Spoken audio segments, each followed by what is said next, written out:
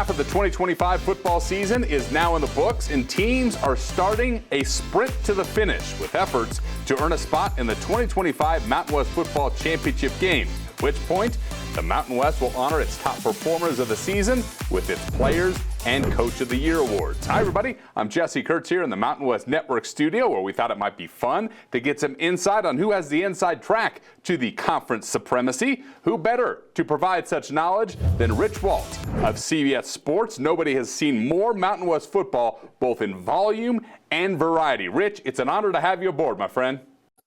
Well, let me just qualify this with the fact that I haven't seen everybody this year, but I have seen everybody over the last few years. And there are players and teams and coaches on my list that I haven't seen yet, but have watched games. So I did my best. So if your favorite player or coach or team was left out, by the end of the year, my mind will probably be changed. So, well, we know this. Fans are reasonable, right? Oh, yeah. They sure are. The beauty of college sports each year, Rich, is a handful of teams always come out of nowhere and achieve at a level that nobody saw coming. With that said, who's your surprise team of the year in the Mountain West right now?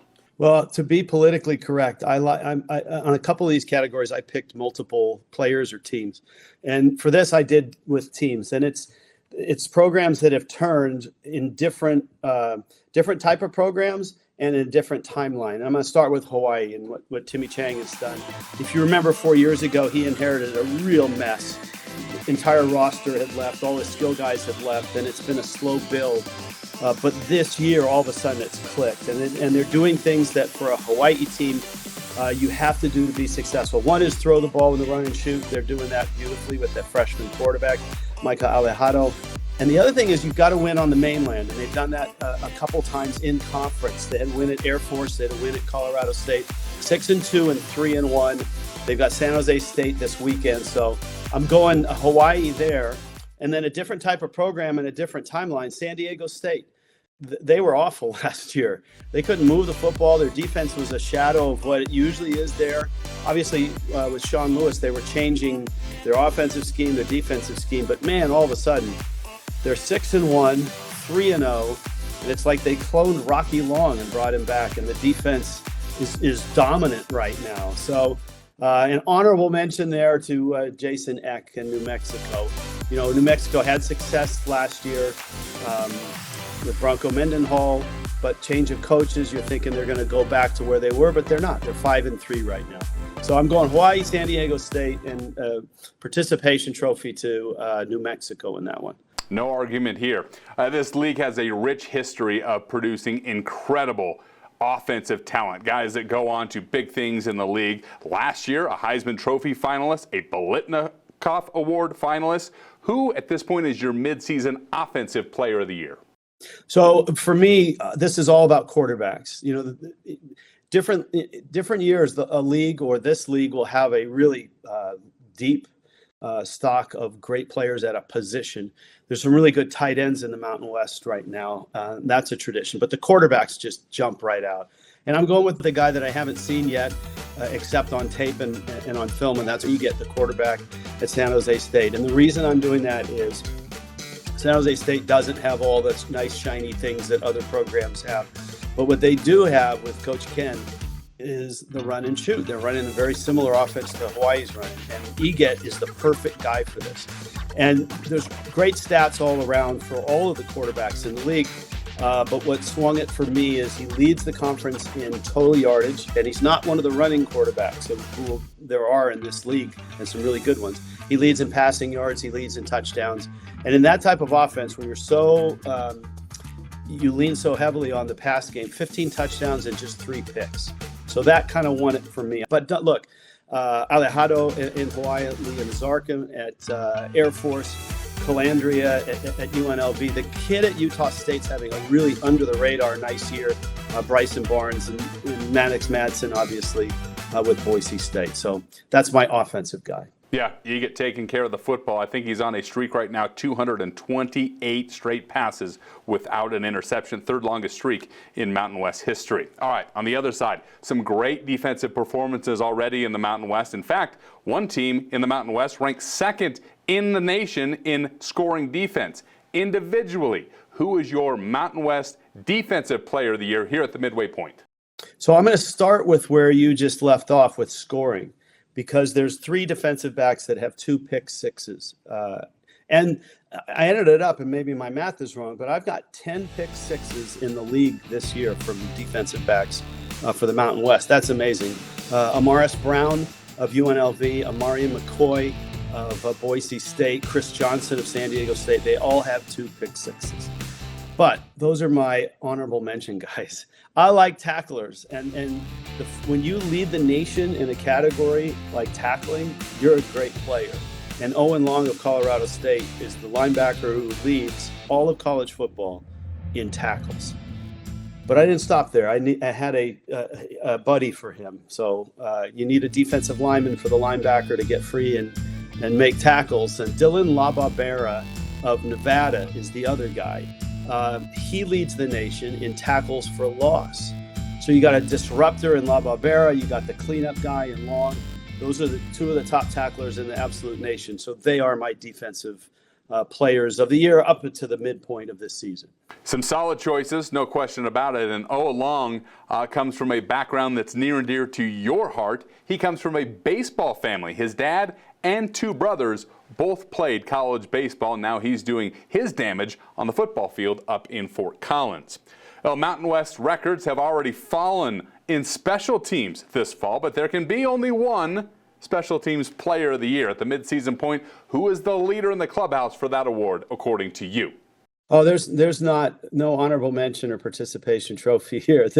And this is a guy that I got to talk to last year doing the Hawaii UCLA game.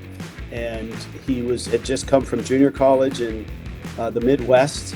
I think it was Ohio. This is the guy that learned how to kick watching YouTube. Japanese, didn't speak any English before he went to Ohio. And it was really a fun story last year. And then this year, CBS, we had the opener against Stanford on prime time in the East Coast, and just a huge opportunity for Hawaii. And Kansei Matsuzawa came on and kicked that game-winning field goal. And the best part was the next week he was on all the national morning shows, sports shows, news shows for that incredible story, learning how to kick on YouTube, now one of the best kickers.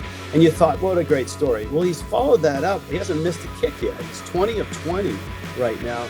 And he has the best nickname going in all of college football, and that's the Tokyo Toe. So, I mean, when when someone drops a nickname like that on you and you're 20 for 20, there's no doubt you are going to be the special teams player of the half a season, and if he keeps rolling for the whole season. Yeah, I think the entire globe is rooting for Kansei Matsuzawa. One more field goal made, and he'd tie the program record of 21 set all the way back in 1984 by Richard Spellman.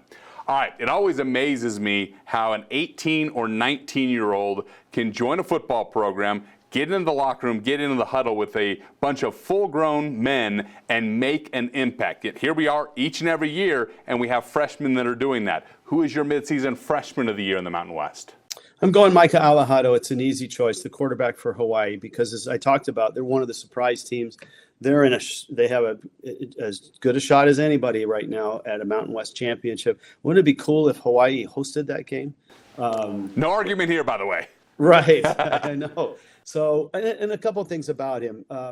That game I talked about, the Stanford game, he had a badly sprained ankle in the middle of that game. Went out and then came back in and kind of limped his way up the field in that last drive to set up the Matsuzawa game-winning field goal. That was such a gutty effort. I told you where they are. They're 6-2 and 3-1. He's won a couple road games impressively at Colorado State and at Air Force. The other thing that really impresses me about him, and there's pressure on every college quarterback, but there's a unique kind of pressure for Alejado, who was a native of Hawaii.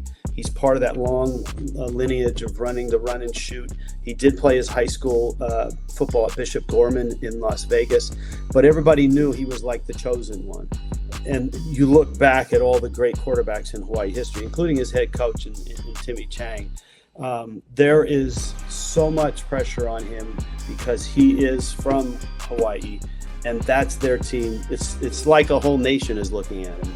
Obviously, it's a state and an island, but it's such a great football area and such great tradition that if you are QB1 at Hawaii and you are Hawaiian and people talk about you in with such glowing praise and compare you to all the great quarterbacks at Hawaii, and you're a freshman, that's incredible pressure. And all he's done is deliver. He's the perfect guy for that offense. So to me, he's the freshman of the year, easily. Deliver, and win. He's 5-2 as a starter with all that pressure. So for sure. Yeah, no question about it. Finally, it does get harder and harder to win in college football with transfer portal, NIL, those pressures to perform. Who is your midseason Mountain West Coach of the Year? And that's a good way to introduce that, because I'm always of the mind, when you go for a Coach of the Year, you have to take into consideration the environment. Whether it's a professional coach, manager in baseball, or a college coach, basketball or football, what's the environment? What did they inherit? Where's the program been lately? What resources do they have? And how have they done it? And so I've got three. And again, it's really hard to delineate. Two of them are at traditionally tough schools to win. And Timmy Chang is on that list at Hawaii. You know, they've had success, but it's been tough of late, and he's doing it this year. So that's one of those coaches. The other is Jason Eck at New Mexico. That's been a really tough place to get it going. Bronco Mendenhall breathed some life into it. Eck is just a really good coach. Having watched some of his Idaho teams, you're like, this guy's going to be a really good coach somewhere else soon. And then I'm throwing Sean Lewis in there because San Diego State was so bad last year.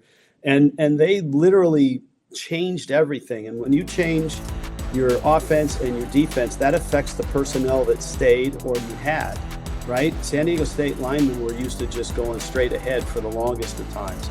They threw it last year. The concept, defensive concept, was that Rocky Long, really tough defense to face schematically. And they've changed that, and they're playing like they're great defenses of the past, and they've got an offense to go with it. The shutout over Cal was one of the most impressive wins, I think, of any Mountain West team this year. So I'm going Timmy, Sean, and Jason.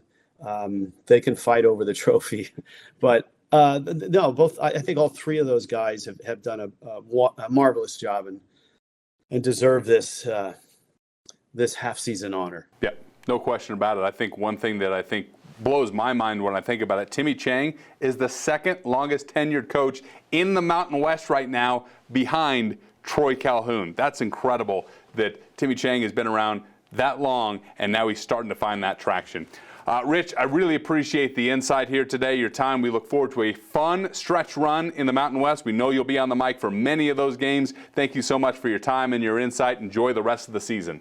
All right, you got it. Thanks for the invite. You bet. That's Rich Waltz of CBS Sports. From the Mountain West Network studio, I'm Jesse Kurtz.